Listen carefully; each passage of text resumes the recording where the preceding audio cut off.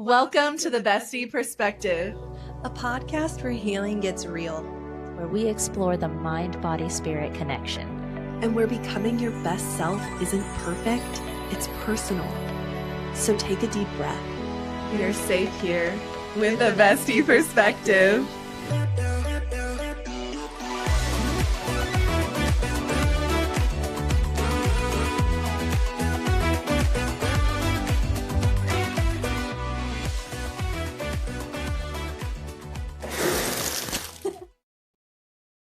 Hi, ladies! Shout out to our first episode of season 2.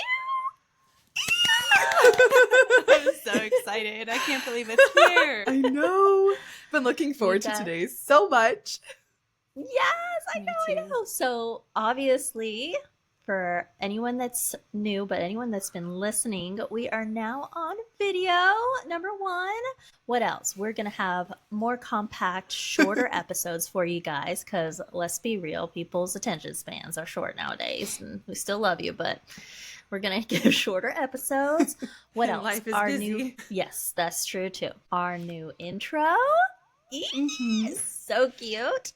And as you may have noticed, we have footage with Hannah in the flesh. It was so much fun. Oh gosh. Yes. No, but for those of our listeners who followed us in season 1, you'd remember that Hannah was in the Dominican Republic. And not that she won't ever return to see her in-laws and visit her husband's family, but just one more thing to add to the list and recognize the many changes of season 2. So, Yay! ladies, how we feeling? I feel like the best way I can describe it is just That's like epitome, Lauren, perfect, all encapsulated into one little sound. But I have to Always. say, I feel the same exact way. Like, Yay. Jason asked me, what are you going to eat for dinner? And I was like, I didn't even think about it. I was so excited and just so honed in on the podcast. And I worked all day today, and I'm just, the whole day, I was like, thank God it's Friday. It's podcast day.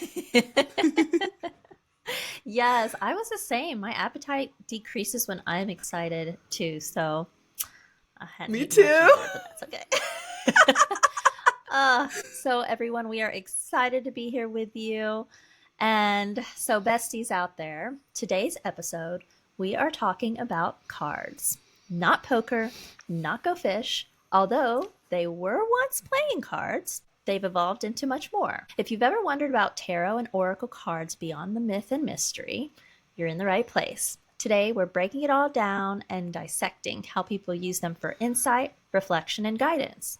Now, whether you're just curious or thinking about picking up your first deck, this episode is your starting point to the world of intuitive card reading. We're making card reading less tarot-fying. So, I can always count on you for a cute joke, Eileen. I know. I love it. So corny. always. But pop quiz, ladies, and I think I might have spilled the beans and already told you, so maybe you can guess where you would have assumed tarot came from. But what country did tarot cards originate from? Italy? Yes. I have no idea. That was not my guess. I don't even know. I think I was going to guess Greece because I don't know why, like, Roman Empire came to mind. Yeah. But Well, I was gonna, Roman Empire? It's close enough. Yeah, okay. I actually think I was going to guess something like India or something, but Italy is correct. So here's some background about the evolution of tarot cards. So before they were a mystical, esoteric tool, the cards actually started out as a luxury playing card. So the decks have changed in purpose and design and cultural significance over centuries now. So tarot, then known as Carte de Trionfi, I'm going to try to say it right, or Tarot-fying. Do this as you say it. It might help with the pronunciation. Tarot-fying. There you go.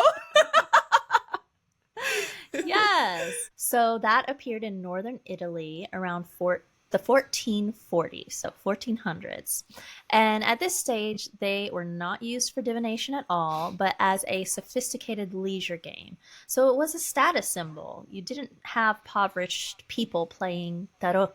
It was, you know, they're beautifully decorated by artists. And so, as they said, a status symbol. This was for the rich and the fancy, okay? So you'll see that historians note that the imagery, for example, allegories of virtues, Christian or classical themes, reflected the social, religious, and aesthetic concerns of Renaissance Italian nobility. Now I feel like there's so many different decks and so many different styles, and the imagery is like, I've seen some pretty stuff out there. How about you guys? Oh, yes. Yeah, I was just looking at some of my cards today and looking at how they have evolved over time. Yeah. Yeah. So now it's become this popular new age era thing where it's like, I guess, adopted globally, but in diverse contexts, like spiritually, psychologically, artistically. But I wanted to kind of dig into what bad experiences do you ladies have with card readings? It could be you getting one or even you giving one. Or share if you've heard from a friend or someone else in your life that went through something that just put a bad taste in your mouth. Does anything come to mind? The first thing I'm thinking of, Eileen, is you were there. But the last... she shall not be named. we did a Woo Woo Weekend episode where the three of us went to this holistic wellness fair together. And Eileen and I ended up going back another day. And one of the things that I had said I wanted to try the next time was getting a tarot reading from someone who doesn't know me. Because the three of us, we've played, we read each other. You know, we've gotten to enjoy it together. But I was like, I just want to see what the vibe would be like having a stranger do it. And again, she who shall not be named. It was like the worst reading of my life. So bad. Lauren's like, not to be dramatic, but it was the worst. Yes. Yeah, it was it just left me so utterly confused. I think and Eileen was sitting right there with me, and just to like throw it out there for this episode, I'm more of an oracle galley.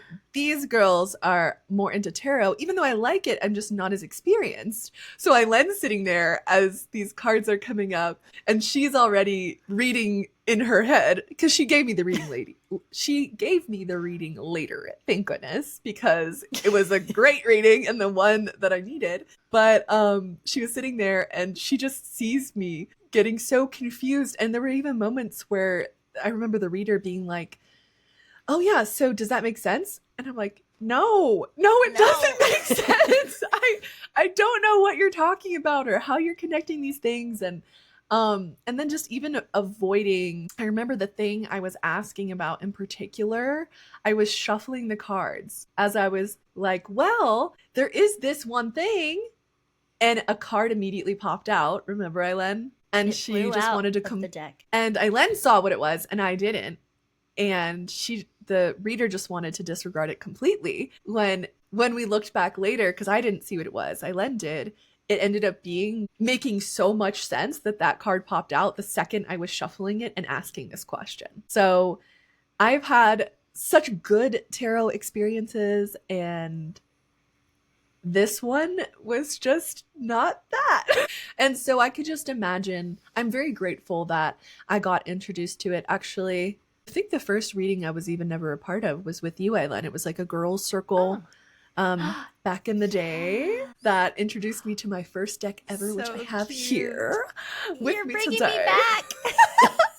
But I'm so grateful that was my introduction, and that I've even gotten to learn more from you two over time and do readings together, because if I had an experience like this for my first time, I think it would have definitely gave me the wrong impression and rubbed me the wrong way, Right. and maybe even not made me want to go do it again. So because I had so many good experiences, I was like, girlfriend just didn't know what she was doing, right? Like I was able to just like play it off like, it's cool. I Yeah. spent the $25, but like, it's fine. Yeah. Honestly, I never had someone that, first off, did not take account the order in which you, as the client, pick the cards. It's important. And she shuffled them herself, like, oh, I feel like they're not right. What? You just And like she, touched yeah. and mixed all your stuff in the cards Mhm. by doing that, number one. Number two, I've never seen someone who pulled a card, let's say, for example, Seven of Swords, but keeps focusing on the fact that there are three swords doing something specific. So she's focused on Three of Swords. And it's like, but that's not the card. I don't understand. So it's very much, poor Lauren was just taken off track into the world that the reader wanted her to go in. And it just wasn't what was happening. Yes. Oh my gosh. Yes. I can only So- imagine the way that you describe it. I feel like I'm there because I just know you ladies so well that I'm like, oh. I would have told her like halfway through, like, just stop. Just stop. It's okay. It's okay. Yes, yes. Yeah, that being said, I know that I have had some people, I've had clients that come to me for energy work that have previously gotten a tarot card reading that is so ominous and scary, and they're just being told that something bad's going to happen, and they want help. And I'm just like, whoa, whoa, whoa. There have been several times where I've had these clients where I've had to say, listen, no tarot reader, no psychic, no healer, not even me can tell you how something's going to go. Now, the current energy of the situation, you might be on a certain trajectory, but you always have the power to change. There's always, you redirecting yourself. So if someone says, you're going to die, that's unfair. Now, of course, that client could have adopted that belief and then they'll bring it to fruition. But I just enjoy helping clients step into their power rather than give the cards and tarot or oracle, whatever kind, all the power. Don't give your power away, folks. Mm-mm. Yeah. Like I feel like in that light, if somebody who is doing a reading says, the truth is in the cards, that's where I really draw the line. I'm like, what about free will? Yeah. So like that plays a part too. And then like you were saying, where your beliefs go. And Yeah. It's huge. Yeah. And as far as my experiences, actually something that I've noticed, which I kind of thought of with your story, Lauren, I'm not sure. It sounds like a long shot, but maybe she was just having an off day. Oh, you're too nice. I don't know. Seeing the best in everyone. Or Hannah. Maybe she. But I think about that because it's kind of embarrassing, but I think over time with practicing, I've learned when I'm having an off day, don't do a reading. Do not have the boundary, because I have made the mistake personally of doing readings for clients where I've been on the giving side, and it's not that they're saying, no, that doesn't make sense, or no, I don't understand how that connects, but I can feel their energy is like not connected to it, or something's not clicking for them, if that makes sense. And that's when I know, okay, something's off with me. And I can usually feel it too. Even before I do a reading, I'll either feel very connected and in tune or not. And so having those boundaries, I think, is super important as a spiritual practitioner of any kind. Just practicing on yourself a lot and kind of knowing, because you can even give yourself a reading sometimes to be like, something is not right. I don't feel connected. And I think that's a great way to practice before you start working with others. So great. That's such a green flag for a reader, healer, anyone too. If they're willing to say, okay, today is not the day, I appreciate that. There was actually one woman at that fair, Lauren, right? That was like, if Your you palm want this reading, particular... right? Right. But she specifically was... I forgot. Oh, what you it wanted was. to work with her with her mediumship. Right. I think that's what and it she was. said- And Mhm. yeah. But she And said, was like, I hadn't didn't meditate meditated, today. so I will not be doing that service. And I was like, dang it. But I appreciate that. That's exactly how you can tell a good, authentic healer or reader. Yeah. Great Yeah, stuff, definitely. ladies. Mhm. So let's get into what do skeptics think? Because I feel like I am actually very understanding. I get it. Number one is no scientific evidence, right? I mean, there's no empirical evidence that tarot or oracle cards predict the future or reveal hidden truths. And especially if you have a reader that's going to use very vague language or something like that, that's who's to say that that is evidence of what's really going on in your life, right? Then we have where psychological projection. And I think, Hannah, this is where you're almost stopping yourself from doing that. If you're feeling off, that's when people can mix in their own stuff, right? And so people often project their own emotions, thoughts, desires, either onto the images or the actual meanings of the cards. And so skeptics say tarot is more like an ink blot test. It can help people explore their subconscious but not predict the future. And I really actually agree with that one. What have you guys heard as far as skepticism? I'm sure there's been somebody somewhere that's like, I'm not really into this. I've heard stuff as dramatic as it's the devil's work, and people just thinking it's automatically this very like dark, very evil thing, and that anybody who touches it is tainted by the evil that's in these cards. I know it's probably like the heavier end of the spectrum, but that's definitely what I've seen, heard, and experienced around tarot specifically. For sure. I've heard that similar with like, I've heard people group it together with like Satanism, Ouija Yeah. boards, like connecting with evil spirits, like all of that. And I'm like, And negatively with witchcraft as well. yeah. Speaking of like tying it into Satanism and witchcraft, and yeah. Yeah. So this kind of falls in line with some of the reasons why people avoid tarot, right? If we're going to group all of that, it's the religious and spiritual concerns. It's like in many belief systems, and especially in certain branches of Islam, Judaism, and Christianity, tarot is viewed as occult, divinatory, or just spiritually dangerous, right? I've heard people say, like, oh, you're inviting demons.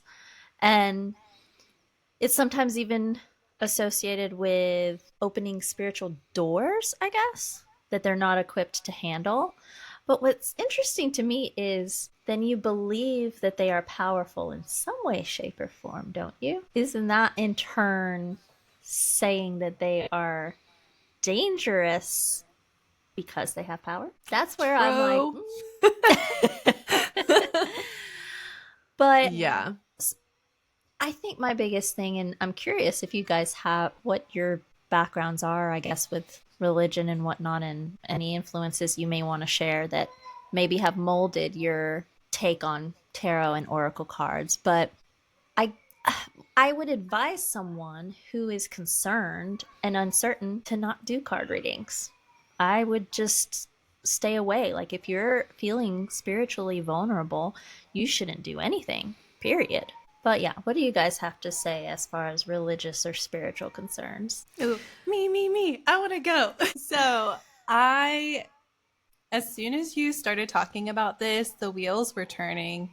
And I just started thinking about how spirituality is so interwoven into every part of our life. It's not its own little thing. It's not just a religion and just this little thing that's supposed to be held and protected. Like, if the cards help you explore your subconscious and you're looking at, your mental health and your thoughts, then so be it. Like, isn't that a good thing that it's helping you explore that, becoming more aware of yourself? And in that turn, I feel like it deepens people's spirituality because you're able to see how God shows up in all the areas of your life. I don't know. That's how I have used it, but my background is Christianity. I grew up Christian. I went to youth group all throughout, and I even went to some church services in college.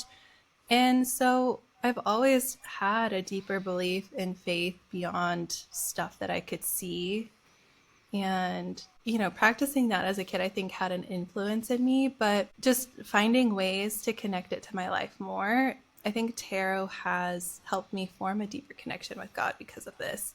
I don't see it as a bad thing at all. That's beautiful. I love that. You made it your own, right? That's where I feel Yeah. like if you are religious, you can pray over the cards, you can bless them, you can, when you know the power of your God and your spirit, then you can do anything and be protected. Well put. What about you, Lauren? How has religion and spirituality, I guess, molded your take on card readings? So I was raised Catholic and did, church school on Wednesdays and all this stuff too. Like Hannah was talking about youth group and everything. I think there was a lot of maybe like negativity, maybe not negativity, the right word, maybe like fear. Fear is probably a better word. Fear of the unknown around the more occult things. Like I remember, sharing, I heard so-and-so friend played with a Ouija board. She was like, don't do that. That's like so bad. It's so evil. It's letting devils in, right? And then I told you my first experience with tarot was at that girls group together and had an amazing experience. It was so lovely. And then I was super inspired to get the deck that we used there, which is the Angel Tarot deck. And I even remember I felt a certain energy in myself toward the cards at first, where I was still carrying this fear of the unknown that I was taught. And that kind of like you explained, the cards having this power. And like you had said earlier in this conversation, don't give your power away, right? I think that was definitely a moment where I was like, even just knowing they were in a certain book bag of mine, I was like, oh man, that energy is burning a hole through there, right? Like I could just feel the energy of the cards in the bag. And I think it was more like they felt like this really big, powerful thing. And I think that idea around the cards at first was shaped from my Christian upbringing and that type of thing. But then getting into exploring my own spirituality as a young adult and stepping into my power more and not giving my power away to anything other than myself, it took any fear I had about the cards away. So I would definitely Fear say like is the word. That is something else that popped in my head when Eileen was saying like the cards have power. I think people also have an element of fear and they're giving power to that fear. Yes. And just it wasn't mainstream, right? Like now it's become a lot more mainstream where at least people know when you mention it. Yeah, I've heard of that, but I feel like it was this closeted thing for a really long time. So I think people just had a lot of fear because they didn't know what it was or how to use it or how it, like for you, Hannah, it was even able to connect you to your faith deeper. And when you don't know things, it's easier to fear them than to actually engage or question them sometimes. Exactly. Well, and going back to the Catholic piece, I asked my husband about his beliefs in that because he's seen me use them and he also has a Catholic background. And I just asked him what's his take just from that standpoint. And he said, well, we're taught as Catholics that you don't put anything before God. So it's very different if you're using it as just a tool versus you are putting it before God. You are having it be your answer versus your faith. And I was just like, I love that. Very well said. Very well put. It's about where you're putting your power always. So another one that I actually really understand and have had to at times, like put the cards away, put them in the drawer, and just stop. I remember that, Eileen. Yeah. But I guess the category is psychological risks is one reason why people stay away from tarot. And this is where we've talked about the anxiety and fear, but there's another that's the over reliance on cards. And that's where I was at one point, just being so insecure about certain situations in my life and not knowing my ability to create what I wanted or to know that my world supports me. And some people just, they may become dependent on tarot for every decision, weakening their ability to trust themselves and take personal responsibility. And so, me being someone that had stepped into that, I can understand. And I think it's very okay if you need to take a break. For anybody listening that is an avid card reader or card reading type of person. That's such good advice. Have you guys ever had any, like, all right, maybe I need to chill out. I'm I'm trying to ask the cards every other day. Hannah's nodding her head. Yeah. So, because I kind of giggle at myself, I have so much compassion for the parts of me that have gone through a really hard time. But Yeah. one time, well, let me just preface by saying this. I feel like the best experiences with cards come from a very grounded place. And well, I'm trying to think of other words that come to mind. Even the worst experiences I've had with cards, when I'm like giving all my power away, just feeling like desperate or extremely emotional, not grounded. One of those times was after my grandmother died. She was my last living grandparent, and I still feel extremely connected to all of my grandparents. I knew 3 of them for most of my life. One of them passed away when I was about 5. After my last living grandparent died, my grandmother, I just like lost it. And I remember falling back on my cards and just wanting answers to what? Answers to what? I didn't even know my intention. I was just a little bit frantic.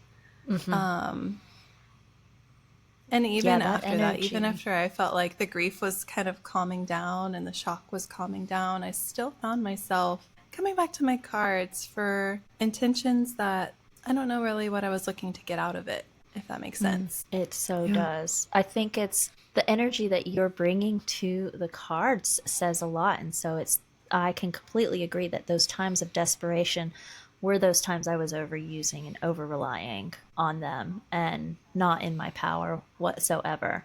And frantic, I think, is a great way to describe it. Just the anxiety and fear, and I need to know and I need to have this direction because I can't, do this on my own, is a very weak place to be. But I think all 3 of us we have a compassionate space for anybody who's ever been in that position. Yeah, Absolutely. so another reason I've stepped away at times from the cards is social stigma and fear of isolation. Like in some cultures and communities, or even family, using tarot can result in judgment, exclusion, or conflict, right? Especially if you have that hyper-religious uncle or something, or grandma or grandpa frown upon it, like just to maintain harmony. Some people, or they just don't want to be the weird one, the outcast. That was, I guess that would be like a closeted card reader then, right? That for sure was me for a time. Yeah, can you guys relate? Yeah. Long story short, yeah. Yes. Yeah. I think I remember it was something that I think I remember telling you, Hannah, like way back, like, hey, like I did this thing, like, do you want to do the tarot reading with me? Like, I only told like my very close people. It definitely wasn't something that I would have openly shared, where I think now I'm just in a different space where I would. Yeah. Not Same. just with like my close peeps, but if I meet somebody and we're talking and it comes up, I'm not gonna closet it anymore. I think is the easiest way to say it. We all came out. I think Came out of the card honestly, closet. this video might be like my coming out video for a lot of people that I haven't talked to in years. So it's a surprise if you want a card reading. Hit me up. So glad we could be here for you, boo. We're doing it together. I love it. Thank you so much for tuning in today, besties, listening to our very first episode. So tune in for part 2 next week. We dive past the skepticism and criticism of card readings and look at them in a more positive light, as well as a little show and tell segment for our audience where the 3 of us will pull out our very own decks. So if you're someone who's been considering dabbling in this realm and don't know where to start, you'll want to catch part 2. Also, we were actually toying with the idea of making this episode a series. Would you want podcast episodes that are tarot and oracle readings in some form or fashion on a regular basis? Comment and give us your suggestions. To recap, tarot isn't inherently harmful, but it can become problematic depending on how it's used, why it's used, and who is using it. For some, it's a tool for reflection. For others, it's a trap, distraction, or spiritual risk. You decide. You are the power that comes through the cards. If you enjoyed this episode, like, share, subscribe, and comment on any of our platforms. Find us on our socials at The Bestie Perspective. And if you're interested in a legitimate reading from one of us, from someone who isn't going to try to scam you, check out our links below this episode and let's do a reading together. Until next time, keep growing, keep glowing, and always trust in your own bestie perspective.